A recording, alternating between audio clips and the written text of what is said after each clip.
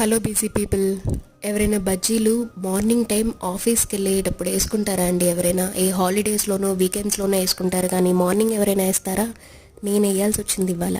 Actually ఇవాళ నేను టమాటా పప్పు అరటికాయ ఫ్రై చేశాను. ఆ అరటికాయ చూసి మా హస్బెండ్ ఏమో బజ్జీలు వేస్తావా, తీసుకెళ్తాను ఆఫీస్కి కూడా, మా కొలీగ్స్ కూడా తింటారు అన్నారు.